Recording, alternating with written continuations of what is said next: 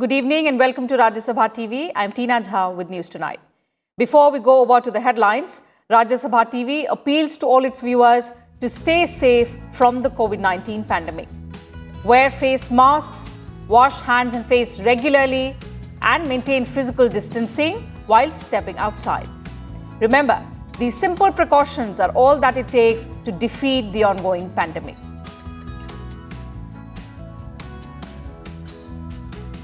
And now, let's get you the top stories of the day. Prime Minister Modi allays apprehensions, reiterates MSP will not end, asserts that under PM Kisan scheme, farmers will get 75,000 crore rupees directly in bank accounts every year.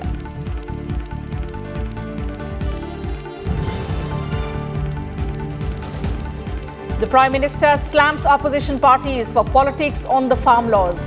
Says while previous governments only paid lip service about their cause, no mandis have been shut down, lies being spread on contract farming.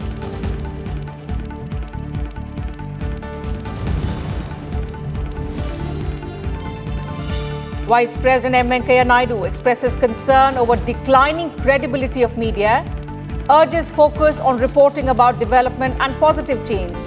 Also calls for caution on social media.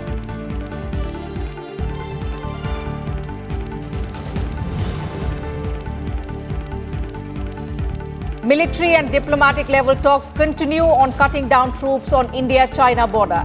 9th round of commander level meeting to be held soon.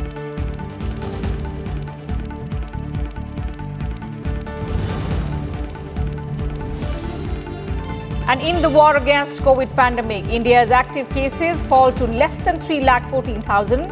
Recovery rate goes up to 95.4%. In an hour-long address to the farmers of Madhya Pradesh, Prime Minister Narendra Modi on Friday reiterated his government's commitment to the welfare of the farmers.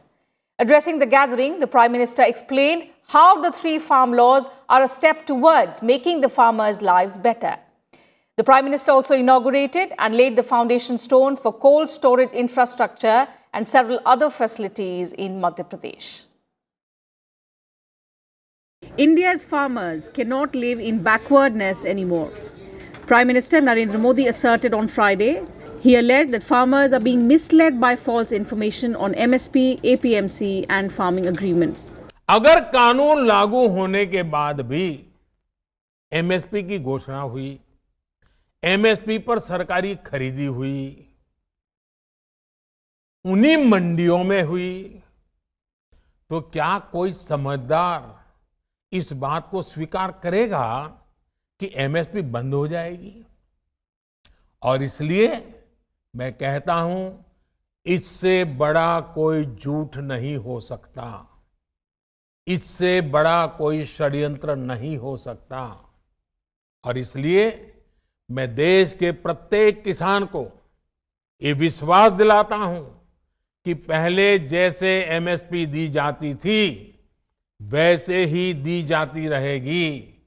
MSP न बंद होगी, न समाप्त होगी। Addressing a Kisan Sammelan in Raisen district of Madhya Pradesh, Prime Minister Modi clarified that the new law has given farmers freedom to sell in the mandi or outside. He added that the government is spending more than 500 crore rupees on modernizing the APMCs. नए कानून में हमने सिर्फ इतना कहा है कि किसान अगर उसको फायदा नजर आता है तो पहले की तरह जाके मंडी में बेचे, और बाहर उसको फायदा होता है तो मंडी के बाहर जाने का उसको हक मिलना चाहिए, उसकी मर्जी को। क्या लोकतंत्र में मेरे किसान भाई को इतना हक नहीं हो सकता है? अब जहां किसान को लाभ मिलेगा वहां वो अपनी उपज बेचेगा। मंडी भी चालू है, मंडी में भी जाकर के बेच सकता है, जो पहले था वो भी कर सकता है।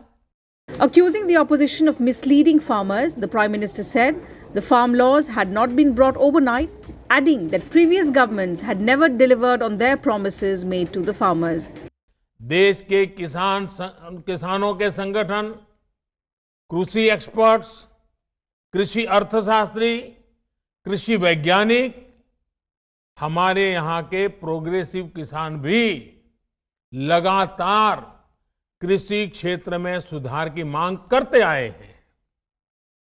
सचमुच में तो देश के किसानों को उन लोगों से जवाब मांगना चाहिए जो पहले अपने घोषणा पत्र में इन सुधार करने की बात लिखते थे, वकालत करते थे और बड़ी बड़ी बातें करके किसानों के वोट बटोरते रहे, लेकिन अपने घोषणा पत्र में लिखे गए वादों को भी पूरा नहीं किया। The Prime Minister also stressed that in the last 6 years, his government has worked hard, keeping in mind all the needs of the farmers. He promised to address the concerns raised by farmers who have apprehension even after these efforts by the government. He said the government is ready to talk on each and every issue.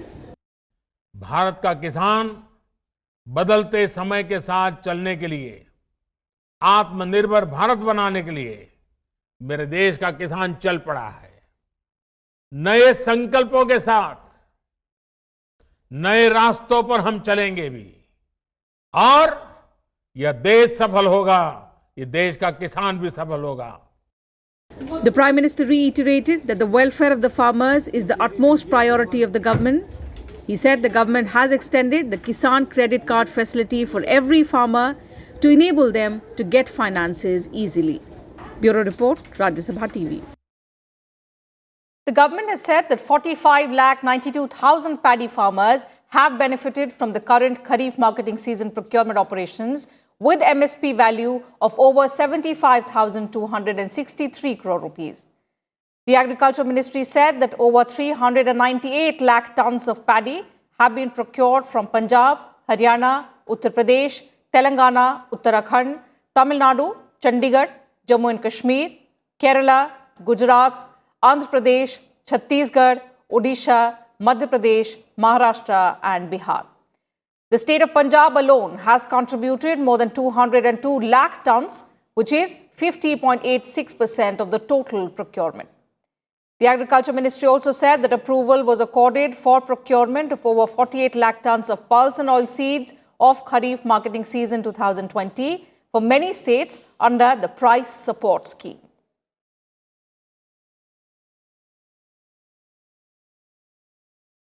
The Parliamentary Committee on the Welfare of Scheduled Castes and Scheduled Tribes held its meeting on Friday. The committee is headed by BJP's Lok Sabha MP Kirit Premji Bhai Solanki.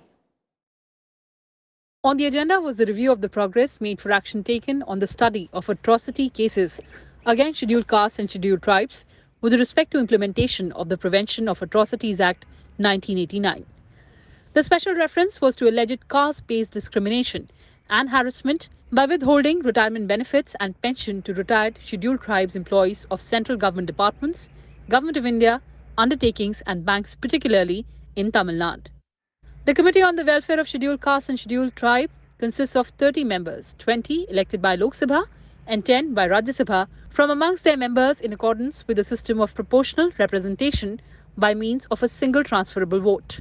The committee examines the measures taken by the Union Government to secure due representation of the scheduled castes and scheduled tribes in services and posts under its control. Kriti Mishra, Rajya Sabha TV.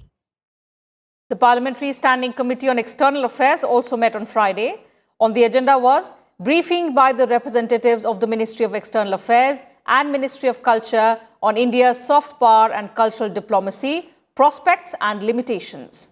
Oral evidence of the representatives of the Ministry of External Affairs on India's neighbourhood first policy was also another thing that was on the agenda.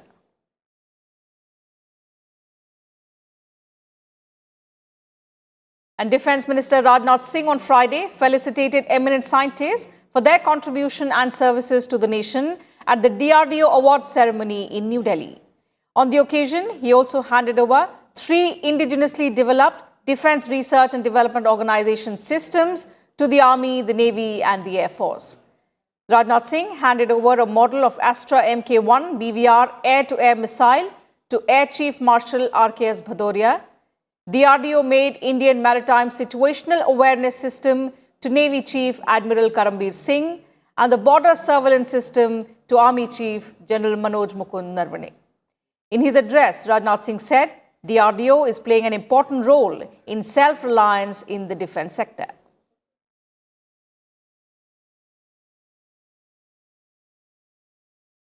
हम भारत को super power बनाना चाहते हैं तो उसके लिए आवश्यक है कि भारत सुपर पावर बनने के लिए सुपर इकोनॉमिक पावर भी बने और साथ ही साथ सुपर मिलिट्री पावर भी बने और उसमें मेजर कंट्रीब्यूशन यदि किसी का हो सकता है तो आप जैसे वैज्ञानिकों का हो सकता है और है. The defense minister also appealed to the youth to gain knowledge of the country's military history. Addressing the 4th Military Literature Festival on Friday, Rajnath Singh said this festival gave common people a better understanding of the functioning of the armed forces and instilled patriotic spirit in the youth. The defense minister said several armed forces veterans and researchers publish periodicals and journals from time to time with a focus to narrow the knowledge gap between the people and the experts. He also said the nature of war is changing with times and with evolving technologies. Rajnath Singh also lauded the wide range of topics chosen for MLF 2020, which included Jai Jawan, Jai Kisan and self-reliance in the defense sector.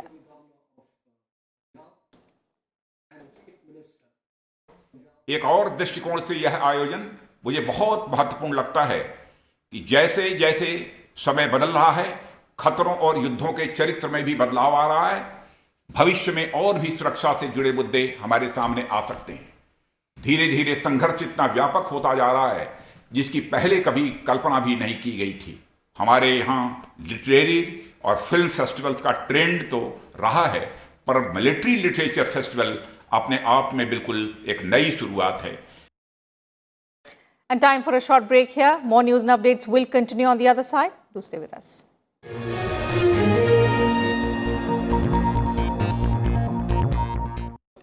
Welcome back. You're watching News Tonight. Vice President and Rajya Sabha Chairman M. Venkaiah Naidu expressed concern over the future of media and journalism and the sanctity of news in the face of disruptive technological advances.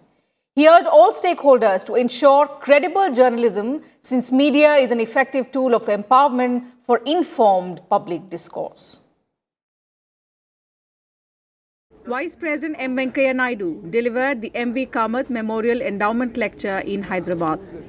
Speaking at length on journalism, past, present and future, the Vice President listed the threats facing the media, including the disruptions caused by the internet.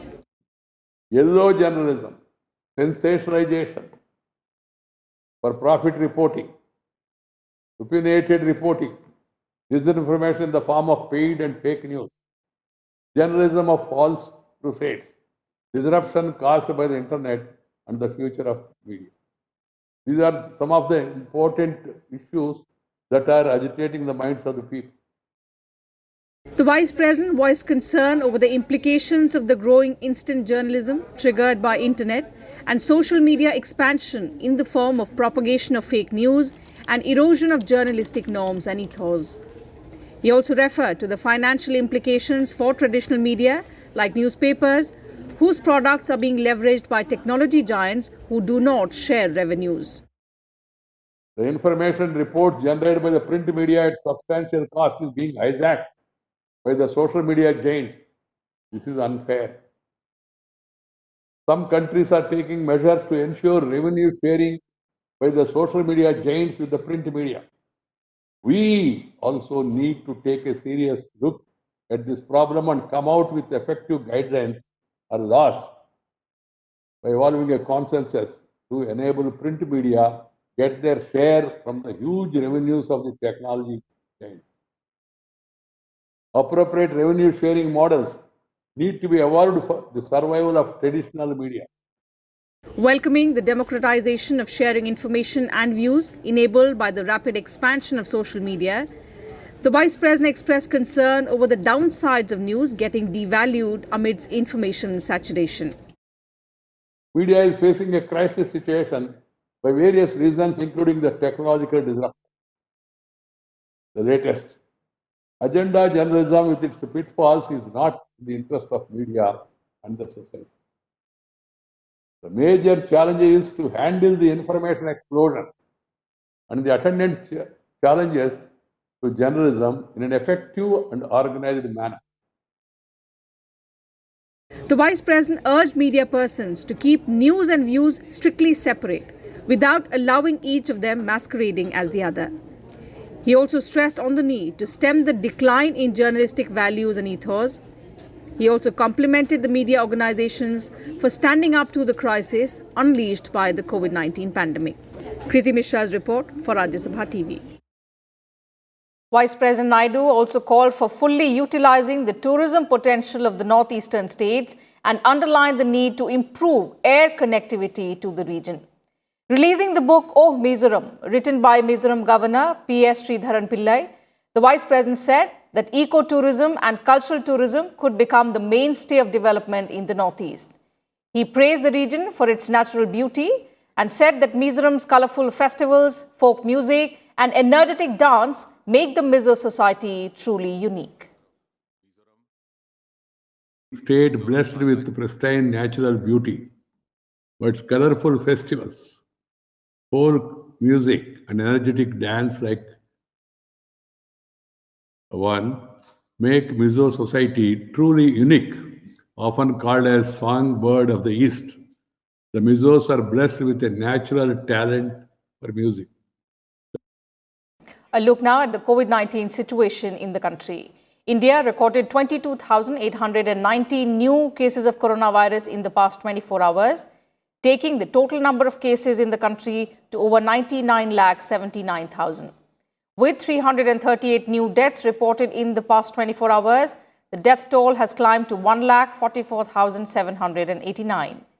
With 31,087 new recoveries in the same period, India continues to report more daily recoveries than the daily new cases.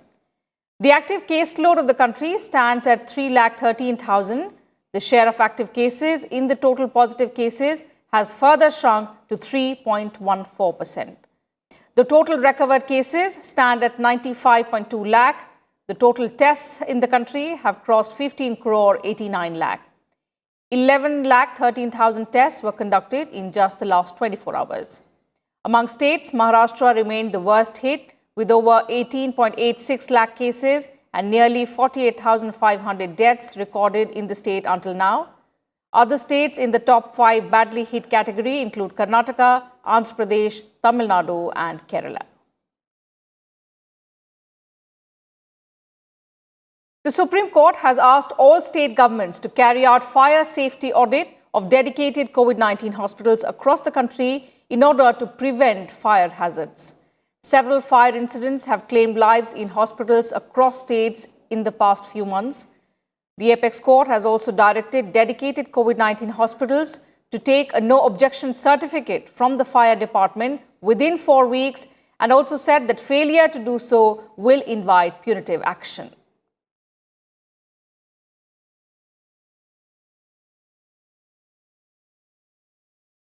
The government is all geared up for launching a vaccine for COVID-19 soon. The Health Ministry has said that several vaccine candidates are under final phases of clinical trials in the country. Currently, India's indigenous COVID-19 vaccine, Covaxin, is undergoing phase 3 trials. The vaccine is being developed by Bharat Biotech in collaboration with the Indian Council of Medical Research. Zydus Cadila vaccine has also completed phase 2 clinical trials and is soon to start final stage trials. The Serum Institute is conducting phase 3 trials of the Oxford AstraZeneca COVID-19 vaccine. Dr. Reddy's Laboratories is also conducting combined phase 2 and 3 clinical trials of Russia's Sputnik V vaccine in India. Another vaccine manufactured by Hyderabad-based Biological E Limited firm in collaboration with MIT USA is also undergoing clinical trials in the country. Meanwhile, Oxford University has claimed that its potential vaccine candidate has a better immune response with a 2 full-dose regime. Citing data from early trials, the university said that the vaccine is more effective on patients with 2 full doses instead of a full dose followed by a half-dose booster. While Russia has announced to manufacture its Sputnik V vaccine in India, India will produce nearly 300 million doses of the Sputnik V coronavirus vaccine by the year 2021. Russia is already testing the first samples of the vaccine that were produced in India. India and China will hold the 9th round of commanders meeting to resolve issues related to de-escalation of troops along the line of actual control in eastern Ladakh. This was decided at the meeting of the Working Mechanism for Consultation and Coordination, which is the WMCC. Joint Secretary of East Asia Division, Naveen Srivastav, led the Indian delegation to what was the 20th meeting of the WMCC on Friday. The External Affairs Ministry said both sides had a candid exchange about the situation along the line of actual control in the Indo-China border areas. Both representatives agreed to implement the 5-point consensus between the foreign ministers at the Moscow meeting and between the two special representatives on border issues. MEA spokesperson Anurag Srivastav said on Thursday that both sides maintained communication through diplomatic as well as military channels. Two sides continue to maintain communication through diplomatic and military channels. These discussions have helped both sides to enhance understanding of each other's positions. It is our expectation that further discussions will help both sides to achieve an agreement on mutually acceptable solution for ensuring complete disengagement in all friction areas along the LAC in the western sector and full restoration of peace and tranquility at the earliest. World Minorities' Rights Day is observed on the 18th of December. Speaking on the occasion, Union Minister Hardeep Singh Puri said that India is a melting pot of cultures and ethnicities. The minister awarded COVID warriors from within the religious minorities of India during an event organized by National Commission of Minorities to celebrate Minorities' Day. The day focuses on religious harmony, respect, and a better understanding of all minorities communities.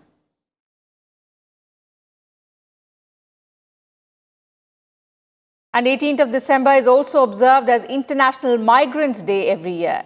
In the year 1990, the United Nations adopted a resolution for the protection of rights of migrant workers and their families. Since then, the day is observed globally to remind us of the contributions made by the migrant workers. The theme for this year is Reimagining Human Mobility. Promoting safe and orderly migration is the key to fight COVID-19 globally. Migrants must be included in the pandemic response for the benefit of all. There is need to ensure that migrants are also provided equitable access to national vaccine programs and for nations to recommit themselves to the principle of cross-border and regional cooperation to build prosperous, healthy and resilient communities worldwide. And that's it from us in this bulletin. But before we leave, we once again appeal to all our viewers to stay safe from the ongoing COVID-19 pandemic. Wear face masks, wash hands and face regularly, and maintain physical distancing once you step outside.